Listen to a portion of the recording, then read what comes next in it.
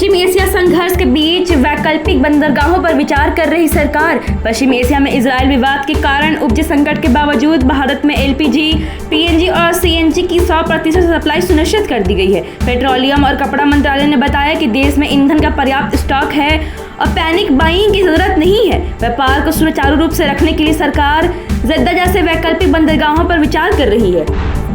महाराष्ट्र में पहलगाम जैसा मामला। महाराष्ट्र के ठाणे जिले में मीरा रोड से आई एक सनसनीखेज वारदात अब सिर्फ एक आपराधिक घटना नहीं रह गई, बल्कि इसे लेकर बड़े सवाल खड़े हो गए हैं। सोमवार तड़के 2 सुरक्षा गार्डों पर हुआ बेरहम चाकू हमला उस वक्त और खौफनाक हो गया जब दावा सामने आया कि हमलावर ने पहले उनका धर्म पूछा और कलमा पढ़ने का दबाव बनाया। मना करते ही दोनों पर ताबड़तोड़ वार कर दिए गए। दावा किया जा रहा है कि पहलगाम आतंकी हमले की तरह है।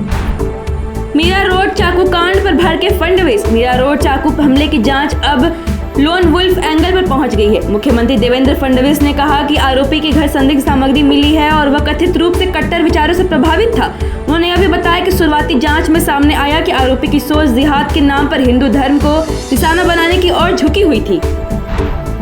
नगर निगम चुनाव में भाजपा की ऐतिहासिक जीत। गुजरात में स्थानीय निकाय चुनाव की मतगणना पूरी हो चुकी है। इसके साथ ही 15 नगर निगमों और ग्रामीण निकायों सहित 9000 से ज्यादा सीटों पर हुए चुनाव का फैसला हो गया है, जिसमें भाजपा में ऐतिहासिक प्रदर्शन करते हुए सभी 15 नगर निगमों पर कब्जा जमा लिया है। भाजपा नेता दिलीप घोष का आरोप। पश्चिम बंगाल के भाटपारा में पिछले कुछ समय से हिंसा का माहौल बना हुआ है। भाजपा उम्मीदवार दिलीप घोष ने पत्रकारों से बात करते हुए कहा, वहां लगभग हर दिन गोलीबारी और बम धमाकों की आवाजें सुनाई देती हैं, लेकिन चुनाव के दिन स्थिति अलग होगी और लोग शांतिपूर्वक मतदान करेंगे। Thank you so much for watching this video. Don't forget to like, comment, share and subscribe.